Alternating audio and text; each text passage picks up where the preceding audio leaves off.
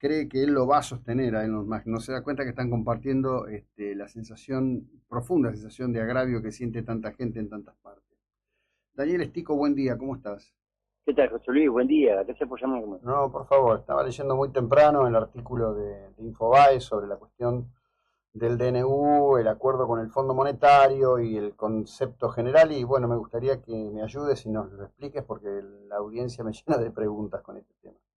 Adelante, vamos.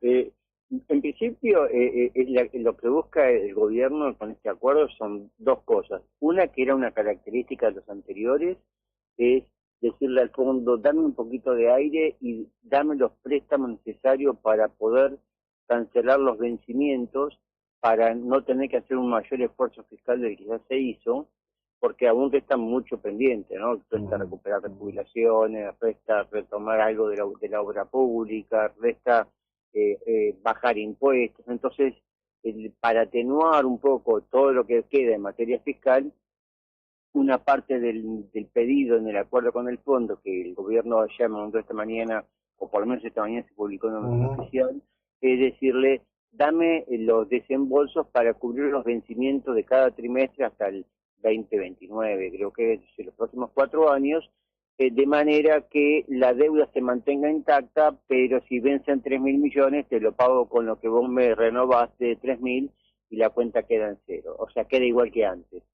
Pero y agrega que le dice, necesito que me des fondos adicionales para cancelar letras del Tesoro que forman parte del activo del Banco Central, que son papelitos de colores. ¿Por qué son papelitos de colores? Porque como su término lo dice, son letras intransferibles de la Tesorería Nacional, o sea, no son negociables en los mercados de valores, por lo tanto, tienen un valor contable y nada más, no puede darse vuelta el Banco Central y salir a venderlos en el mercado bursátil y tener una diferencia y recuperar dólares. ¿Cuál fue el origen de esas letras? Básicamente, ¿te acordás allá por el 2005 cuando el presidente Néstor Kirchner, 2006, quiso cancelar, y de hecho canceló, la deuda que Argentina tenía con el fondo para cortarla, que en ese momento se decía la Fondo Monetario Dependencia? Bueno, le dijo al Banco Central, dame 9.600 millones de dólares y yo te doy papelitos de colores y con eso cancelo la deuda con el fondo y contraigo una deuda intrasector público con el Banco Central. Ese fue el origen de estas letras. Bueno, eso fue en el periodo en que se dio la controversia con Martín Redrado y Martín Redrado renuncia a la presidencia del Banco Central, ¿no? Exactamente. ¿Por qué? Porque Martín Redrado decía, esto tiene que pasar por el Congreso, pero aparte tiene que tener otras características porque no podemos vaciar al Banco Central metiéndole un papelito de la tesorería no negociable y vos me llevás en ese momento, no sé si era el 20% de la reserva, era una cifra importante. Hoy ese monto de letras de la tesorería se fue incrementando. ¿Por qué? Porque después Cristina hizo lo propio del programa del Bicentenario, etcétera. Después Macri tuvo que apelar ese recurso porque Cristina le había dejado, ¿te acordás de la FED de los ventas de dólares a futuro y otras deudas no registradas?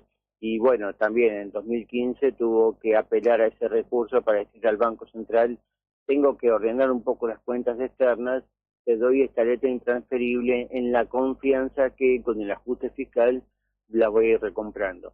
La historia fue que nunca se pudieron recomprar y finalmente Massa con Alberto Fernández en el último año en los últimos 2 años de gestión, también echó mano a este recurso y vaciaron el Banco Central. Por eso te acordás que cuando asume Javier Milei, el 10 de diciembre del 2023, dice, me dejaron en el Banco Central 14.000 millones de dólares de reservas negativas, o sea, lo que tengo de reservas es todo asiento contable, no tengo un solo dólar propio. Bueno, entonces, hoy ese monto son 23.000 millones de dólares. Bien, ahora, para ponerlo en un lenguaje muy llano, se Sí. cierra el acuerdo con el Fondo Monetario, en primer lugar me parece que lo más importante que dice el DNU es que va a haber un diferimiento hasta 2035, con lo cual Argentina obtiene un alivio enorme en sus compromisos externos, ¿verdad? Es decir, Eh, obtiene una ventana de oportunidad en términos de acumulación de reservas netas sin tener que pagar capital. Exactamente, exactamente. Eso para mí Esa es la me idea. parece que es lo más importante. Vos me Ujú. dirás si es correcto lo que estoy interpretando o no. No, no, no, es así, y darle ese periodo de extensión de plazos para que ir pagando, pero no con la acumulación de vencimiento de los 44.000 millones de dólares que hay hasta Mm, ahora, más lo que se sume con estos nuevos desembolsos, para que no sea una cosa recontra pesada para la mm. sociedad argentina. Se dice, bueno, dame un plazo de repago de 10 años. Sí, bien. Y en esa famosa recapitalización del Banco Central, vamos a suponer que son, como algunos dicen, como dice el VS, 12.000 millones de dólares, ¿no? Que irían ahí. Sí. Bien. Entran esos dólares, los papeles esos, ¿a dónde van? Se dan por saldados, se dan por liquidados?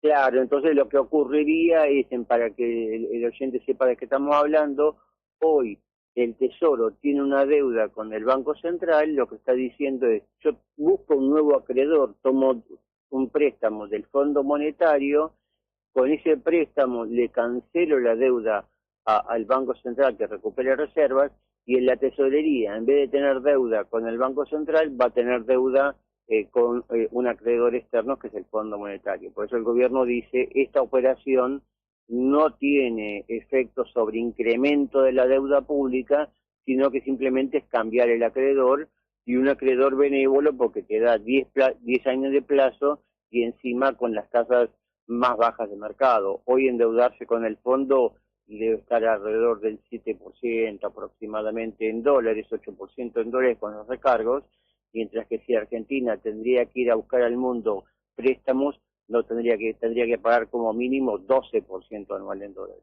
Claro. Bueno, ese siempre fue el tema, ¿no? En aquel momento, cuando Kirchner hace la graciosa acción, hay que decirlo que ampliamente alabada y apreciada en ese contexto, que se ponen 9.600 millones de dólares cash, siguiendo el ejemplo de Lula da Silva de Brasil, digamos, por otro lado, este, se hablaba de que la tasa en ese momento era del 4,5 anual, y Exacto. pasamos a tomar dinero a Venezuela en algo que nunca se supo qué pasó al 14% anual. En el mismo acto, En ¿no? el mismo acto, sí. Que después el episodio de la cancelación de deuda con el fondo salió bien, y Argentina se ordenó las cuentas, etcétera, y entonces tuvimos un periodo de bonanza, sino que rápidamente Néstor Kirchner se tuvo que dar vuelta, llamarlo a Chávez, y le dijo, dame un SOS, dame un crédito, y como vos bien decís, pagando prácticamente cuatro más, casi 5 veces, 4 veces más el costo que le costaba a la Argentina al Fondo Monetario. Claro, Chávez no te pedía condiciones, las consecuencias te la cobraba con interés trimestralmente, ¿no? Sí, y de tu conocimiento, ¿dónde están eso? ¿Existe un registro asequible de esos créditos? Eh, Eh, Supuestamente si la Secretaría de Finanzas tiene que tener todo eso bien contabilizado, y si no lo estarán buscando, porque forman parte de todos los juicios que se le están haciendo a todos los que integraron el gobierno de ese periodo para acá. Por eso la expresidenta está condenada, por eso hay otros ujú, juicios contra varios funcionarios, porque ese desfalco que se le hizo al Banco Central es un ilícito de aquí a la China, por más que muchos irresponsables legisladores lo aplaudieron de pie, el default, y aplaudieron de pie esta maniobra tan dolosa para la Argentina, ¿no? Porque cancelar deuda al 4% para tomar deuda al 18%, si eso no es dolo y es un ilícito, realmente tiene todas las condiciones, ¿no? ujú. Te cierro finalmente con algo que está vinculado, ¿no? Profundamente vinculado. Eh, ¿Qué rol eh, ha tenido en todo esto? Hablábamos recién de los aplausos en el Congreso, ¿no? Sí. ¿Qué rol han tenido los distintos ministros de Economía que tuvo? Porque ahí esto empezó con Lavagna, Después, bueno, siguió con 2 o 3 ministros inexistentes desde el punto de vista de la praxis, algunos de ellos con causas penales, pero después vino Kicillof, Sí. ¿no? Que es un poco padre de este gran desastre de vaciamiento de los recursos de la Argentina, ¿no? Tal cual, porque Kicillof fue el mentor de la privatización también dolosa de YPF, porque vos recordarás eso de vender acciones de un activo del Estado como YPF a un empresario en el cual compraba las acciones de la empresa estatal con los dividendos futuros que iba a generar la empresa.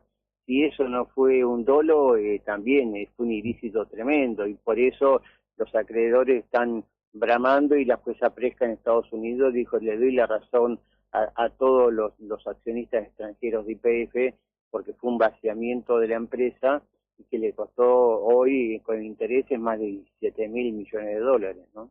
Sí, sí. Algún día sería bueno, aunque sea, no sé, que paguen con la confiscación de su sueldo, el daño que nos han hecho. Algo, Sí, y con algo la de... cárcel, porque evidentemente tienen que saber que cuando se asume la función pública, se pone un gancho, se asumen responsabilidades. Lo de vos mencionabas a Labaña fue el ministro que primero nos mantuvo con el default porque fue incapaz de poner una cláusula colectiva en el cual diga, bueno, yo negocio con los acreedores. Se acepta, como en el caso del sector privado, más de 2/3, automáticamente entra el 100% y se termina el pleito. Esa cláusula la obvió, no la puso, y aparte puso como condición para negociar con los bonistas la deuda heredada del default y la especificación asimétrica y todo lo conocido del 2001, inventó el ajuste por inflación. En una economía argentina donde estuvo predominada por gobiernos populistas inflacionistas, poner una cláusula de indexación por inflación es decir, no te voy a pagar. Y eso se ve, y por eso tuvimos que después un secretario de Estado como Guillermo Moreno, que en la práctica intervino el INDEC y sacó una cláusula que decía, sí, cuando miramos la inflación, todo precio que suba más del 10% mensual en ese momento, no lo consideremos porque es atípico. Y entonces nos mostraban tasa de inflación del 9% anual, cuando el sector privado, ¿te acordás que en aquella época los legisladores, estaba Patricia Burch, estaba Federico Sturzenegger y otros, estaba el mismo Sergio Massa, el mismo hoy director del INDEC, Marco Labaña, tuvieron que crear lo que se llamó inflación congreso y le daba una tasa de inflación de 2 a 3 veces la que informaba el INDEC. Bueno, todo eso hoy lo está pagando, lo pagó la Argentina durante 15 años de estancamiento, ¿no? Sí, sí, lo pagamos todos los días. Exactamente, todavía se está pagando. Así es. Te agradezco enormemente. Hay gente que quiere volver a eso, ¿no? Sí. Todavía hay gente que dice, este gobierno que está tratando, con todos sus defectos, está tratando de ordenar las finanzas públicas, la inflación, señala el Banco Central, lo están boicoteando y generando una campaña a favor de volver a devaluar, volver a no negociar con el fondo, volver a que la economía se vuelva a ser más pobre, ¿no? Sí, yo ahí lo que agradecería es que el gobierno deje de pegarse un tiro en el pie día por medio. Ayudaría mucho. Claro, bueno, por eso digo, tiene un montón de defectos. Ayudaría mucho. Sería bueno que corrija sus defectos, sí, sin duda. Porque la cosa todavía recién empieza, está hace un año de gobierno. Entonces, el hecho de que estemos mejor que hace un año no quiere decir que estemos bien, estamos todavía en el quinto subsuelo, ¿no? Obviamente, obviamente. Como siempre, te agradezco enormemente el tiempo y la ilustración que nos dedicas. Muchas gracias. Gracias, José Luis, un abrazo. Bueno, seguimos en un instante. Este era Daniel Estico, periodista.